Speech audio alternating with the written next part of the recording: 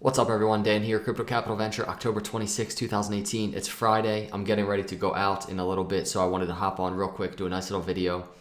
In terms of technical analysis, I'm not going to go too deep into it. We're just trading crazy sideways, as I'm sure you can see if you visited the charts.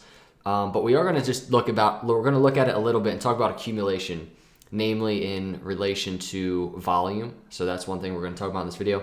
And we're also going to look at Visa CEO downplaying cryptocurrencies.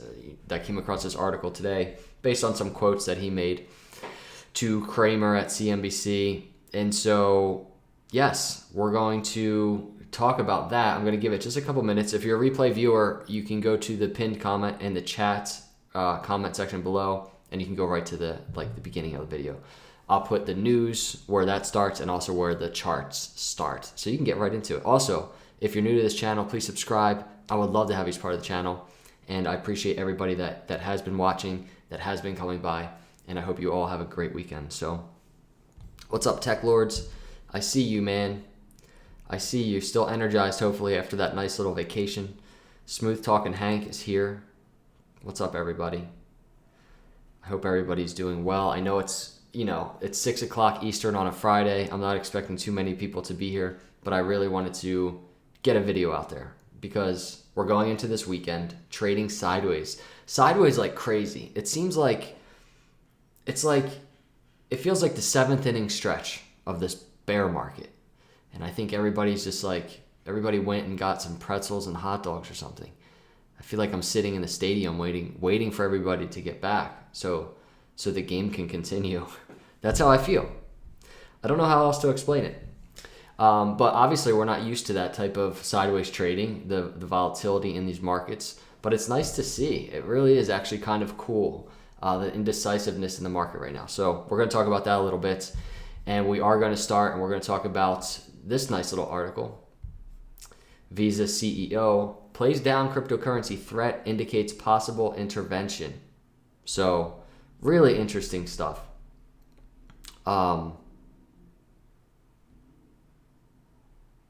So let's jump in, and I'm sure as we're talking through this nice little article and this situation, some people are going to jump into the chat. So, Visa Chief Executive Officer Alfred Kelly has said that cryptocurrencies are not a significant threat to his company's electronic payments hegemony. He nevertheless indicated that the legacy financial intermediary may move into handling cryptocurrency if there is an incentive to do so. So he's saying that cryptocurrencies are not a threat to his company's electronic payments dominance in this space. Indicates legacy financial intermediary may move into handling cryptocurrencies if there's an incentive to do so. You know what? I wanted to open up this tweet I just made a little bit ago. I'm going to open it just to kind of go over. I thought it was a nice underlying tone to that article. So let's see. Here we go. I said, over the years, big banks and most traditional strategists have spitefully talked trash on Bitcoin for one reason: greed, money, and fear. Someone in the comments pointed out that those are actually three reasons. And that's true. Those are three reasons. Greed, money, and fear. That's why they've been talking trash on Bitcoin. They don't want the shift to happen. And then I said, now they're all exploring and adopting blockchain and Bitcoin for one reason: greed, money, and fear. Different now. They don't want to miss out. They don't want to miss out on money. And they also don't want to look stupid at the end of the day. So let's go over back to the article. Speaking to CNBC's Mad Money's Jim Cramer on October 25th, Kelly said cryptocurrency is more of a commodity than a payment instrument as it stands, but in the event that the technology gains traction as a payment system and becomes more like a fiat currency, Visa is willing to claim its stake. Visa, like this guy, we're just going to march in and claim our stake. I love it. Look at that. That's some confidence right there. We want to be in the middle of every payment flow in the world, regardless of how it happens or what the currency is behind it. In another sense, we want to be in the middle of anything that's going to make us a ton of money. So we have to go there. We will go there. But right now, it's more of a commodity than payment vehicle. Kelly's indication that his company will move in if cryptocurrency becomes more of a fiat currency implies technological appropriation rather than a progressive vision. That's true. By pitching up middlemen in blockchain, the legacy institutions may bloat the cryptocurrency world with unnecessary costs and undermine the original vision of financial freedom and inclusion. That's true. I don't want it. I don't want all these guys coming into the space just because. I just don't like it. They're going to screw things up one way or another with their greed, their love for money. And I can just see it happening. And it's like, these are the same people that are just like, have been against the technology for how many years now. Now all of a sudden they're starting to realize, oh man, we should have kind of, marked our territory. But now they can't just come flying in. They kind of got to slowly say, we'll feel it out.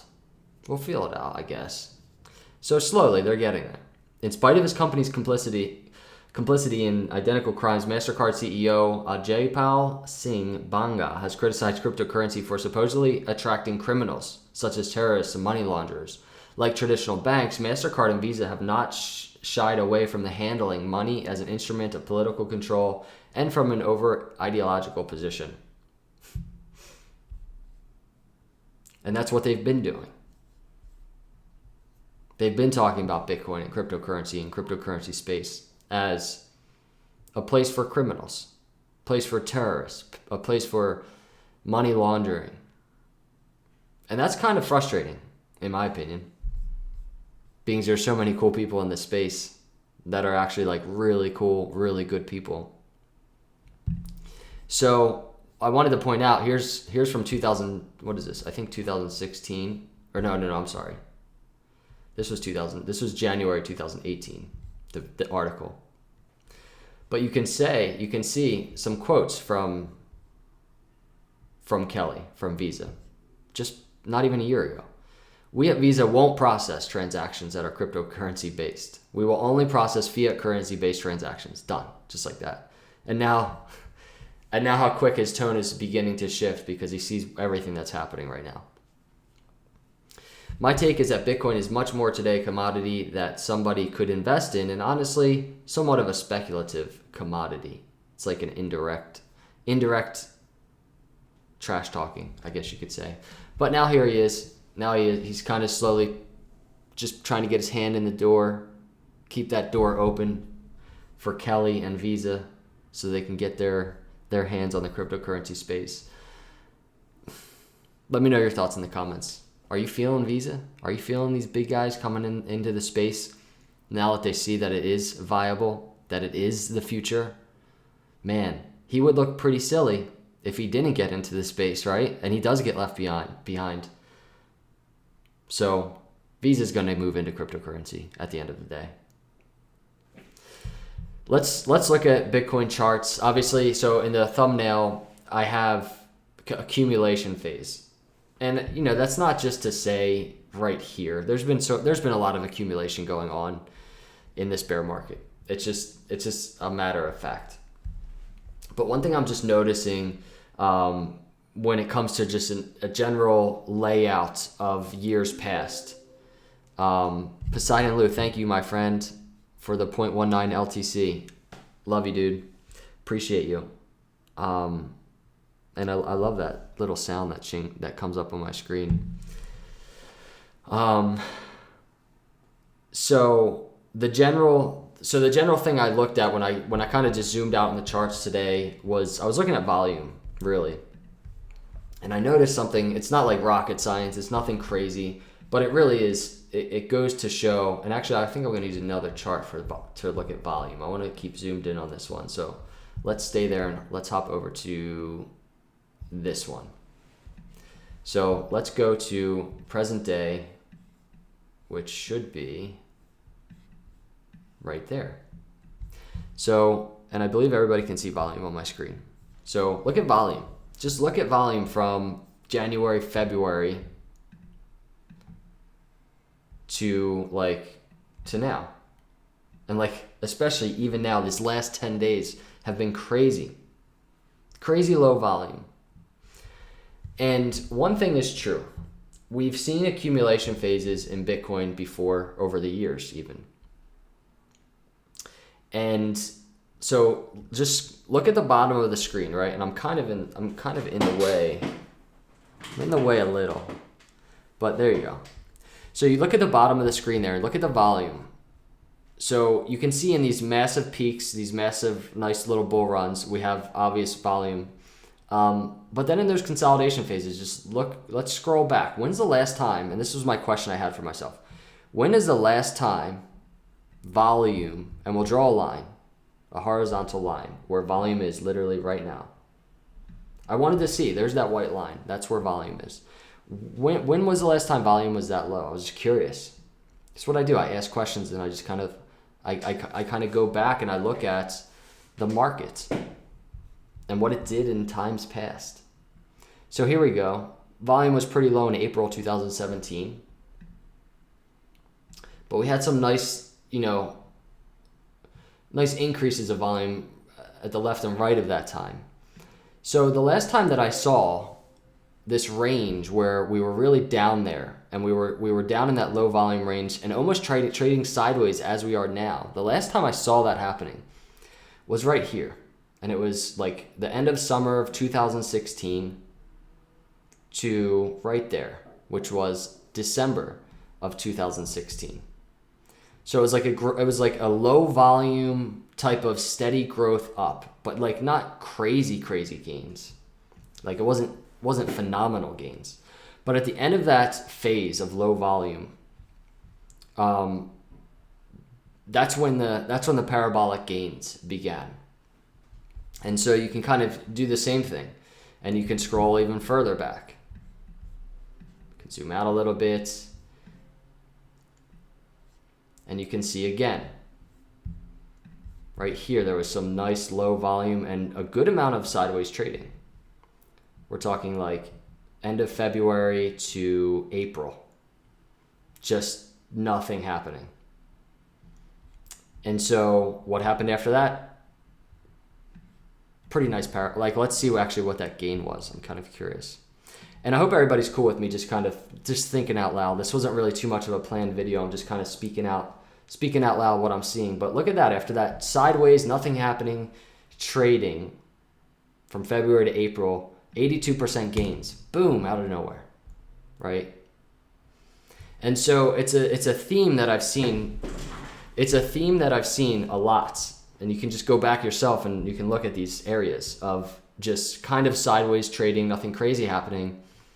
And usually the next move after that type of thing happening, typically, historically, has been parabolic gains, right? Out of that stage. So I guess the question is, am I sitting here right now saying expect parabolic gains? No, I don't. I don't like ever saying expect. However, I am saying, and I'm trying to figure out how to say this without, trying to sound like financial advice, telling you what to do. How about this? What I'm doing in this area, based on that historical data, volume versus price change and price breakouts, what I'm doing is I'm accumulating. I've been accumulating like crazy. As we've really consolidated, I've been accumulating, and you can see it. I saw a comment just fly by. Rent-A-Cal says parabolic gains confirmed. Parabolic gains, in my opinion, are coming. So as we've been consolidating and we've done a lot of technical analysis on these patterns and this consolidation phase that we're in, it's getting. So I saw the comment fly by, and it just said it's getting tight. Like the range is getting tight, and it is. It's insane, and you can even see just this flag that we're in right now, and that's not the right one. I need the price range, Dan. Come on, man.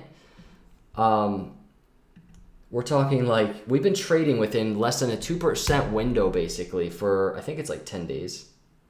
Yeah, it's like 10 or 11 days. And that's just something that is not, we haven't really experienced that since, I don't know how long. I haven't gone back to look how long we've traded within a 2% window for 10 days. But it hasn't happened. That's why at the beginning of this video, I said, I feel like I feel like it's 7th inning stretch in this bear market, and I'm sitting like in the stadium and everybody's out like getting hot dogs and pretzels, and I'm waiting for everybody to come back, like so that we can continue this. And when I say continue this, I do mean one way or the other. Like, we're going to get a breakout one way or the other. And I know this is kind of like a bullish type of tone I have going on based on that volume, based on the sideways trading, based on historically what we've done after that sideways trading with low volume. We've gone crazy up. So it's a bullish tone I think I have going on right now, but I don't want to underplay the potential that we may break down. It's so important to have that in the back of your mind. It's in the back of my mind even as I'm accumulating quite heavily, because my very heavy accumulation, where I'm just like maybe accumulating more than I should, is definitely is like sub 5,500. So I'm like waiting for that just to happen in case it does. I want to be prepared for that, but I'm comfortably accumulating right now. And I'm comfortably just like waiting to see what happens with this market. But yeah, if I were to kind of guess, like the longer that we consolidate like this, and right now in this 2% window, low volume, the more I'm tending to be like, I think we're going to break up rather than down, based on support that we have down in these areas, $6,000, based on the long-term trend of Bitcoin, based on historical data relating to volume and price change. You know, my subconscious mind is basically like leaning towards this, maybe in the 70% range that we're going to break up. So that's kind of my thought. I'm just throwing my opinion out there. Many of you may disagree. I think there's a lot of people that think that we're going down, and that's cool. That's fine. It's a great opportunity to accumulate if we go down. I can tell you that much.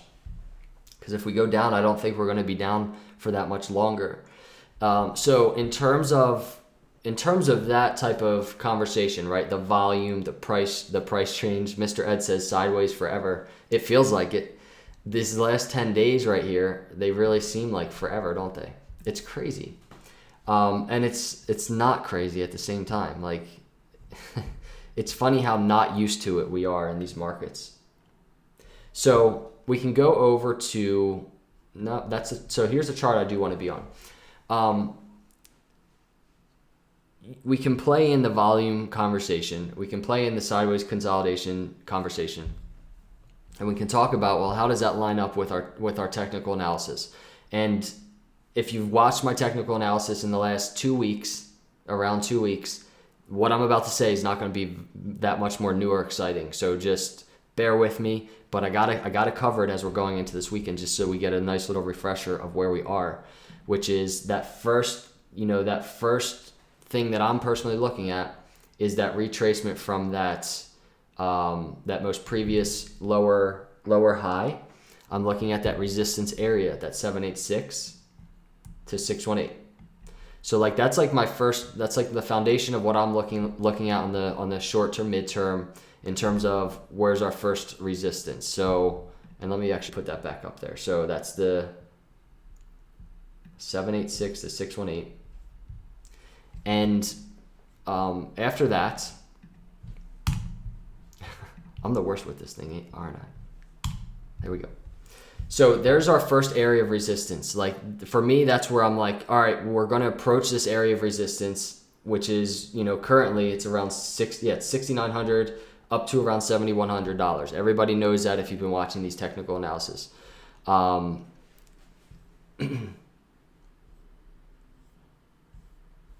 Richard Dunhill says, does this guy know what he's talking about? I'm a graduate from Crypto University, by the way. Steve is my mentor. I'm not familiar with Crypto University. But dude, I know what I'm talking about. Some might disagree. I think we've done technical analysis through this whole bear market. I think I've done a really good job in having everybody well prepared for these dips, because that was my play, is preparing for the dips. And accumulating in those areas. So if you've watched this channel for months, you can see, just going back in the videos, that this is basically where I've accumulated. And we're talking, we would be up here, and I'd be ready and waiting for a pullback down here. So I don't know. I like to think I know what I'm talking about, but maybe I don't. And yeah, I don't know who Steve is either. But Crypto University sounds like a sweet place. So anyway, we got our resistance right there, and a lot of confluence happening in that area. We have the 618 to 786 channel. We have the top of this long-term upper trend line, and we have the 200 EMA. So for me personally, this is like my confirmation. If we break through at any time soon, we break through this area, it's like my first little glimpse of the bull market sun. That's like my first little glimpse of the clouds separating, and maybe we're onto something. But even after that, I would be anticipating a pullback at the very least. Even if we cruised up to like $7,500, right? I'd be anticipating some type of pullback and retesting some key levels, but that's for a future technical analysis. So if you really want to zoom in on the charts, I think I have a 4-hour chart open. You can really, you can go to 4-hour. You can see this flag that has formed, and even on the short term, this plays very much into our current technical analysis in terms of where is resistance, and essentially you would measure the length of that pole for possible breakouts, and we can do it right now, really.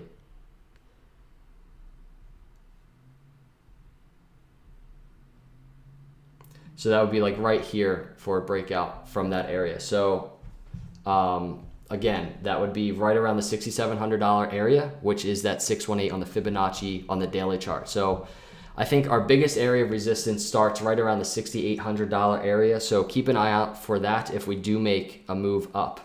So those are kind of just my thoughts in terms of what to look out for, I guess, and going into this weekend. I know I've been like, it's hard to do technical analysis when not many moves have been made, when not many support and resistance areas have even been tested.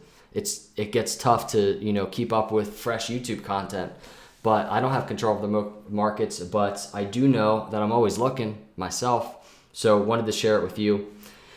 So those are my thoughts on technical analysis. And then Litecoin, same type of deal. I mean, just look at the last 10 days.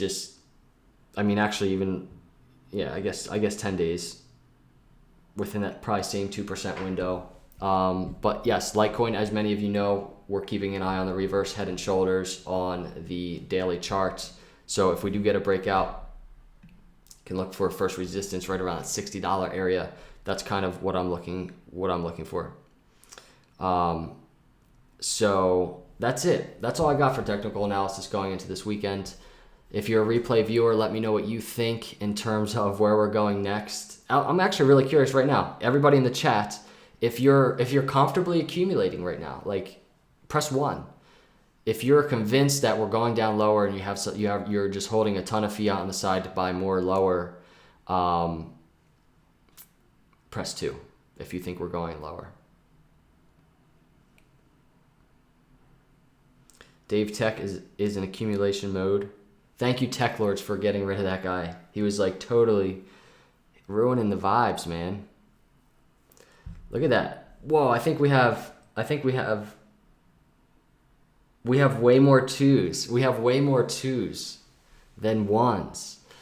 So it's like most out there, I would say it's looking like 70% think we're going down further. George Soros says 3 sideways. We're just gonna trade sideways through all patterns. I'm waiting for it. I really am. I'm waiting for us to just like literally just we're in this 2% window, and we're just gonna do this. Just trade through. Nothing happened. Right into the end of the year, into January. Tech Lords, I knew I could count on you, man. I'm in the mood for some bullish vibes lately. We've talked about downside so much in this channel, and I think it served us good. I do. But man, I feel like in such a bullish mood. I want to be bullish. I want to have some fun just for a little. So, but breakout potential is there. I really think it is. For so many reasons, it's ridiculous. It's more of just a matter of how long are they going to keep us down for? Really? How long are they going to keep us down for? That's the question. Time will tell. Captain Happy says, bull market in Christmas. Upper hand 7576 says emotional investor. If you've only been watching this channel, man, you know that I am not an emotional investor at all. The part of me that wants a bull market is the YouTube part of me. It's the social media part of me. You don't know, unless you have a YouTube channel and you do technical analysis, you don't know how difficult it is to run a YouTube channel and actually to even start a YouTube channel. Right here. Boom. It's been cool, it's been fun, it's been a huge blessing, but could it not be even a little bit more fun if I started it down here and we're going up? It's just more fun. Call that emotional, I don't care. Dave Tech CA says, I have a YouTube channel. It's hard, man. Right? It is. But I'll tell you what, we learn a lot. We learn a lot in terms of our emotions, but we also learn a lot in terms of just the markets in general when we do this. So nothing to talk about lately either. Yeah, I mean, it's true. There's a lot less to talk about, but that's why I talk about things like this. The Visa CEO playing down cryptocurrency for how many years now? At least since the beginning of January. My take is that Bitcoin is much more today a commodity that somebody could invest in. Honestly, somewhat of a speculative commodity. We at Visa won't process transactions that are cryptocurrency based. We will only process fiat currency based transactions. And that was in January. And now here he is saying, we're going to explore this if we see incentive.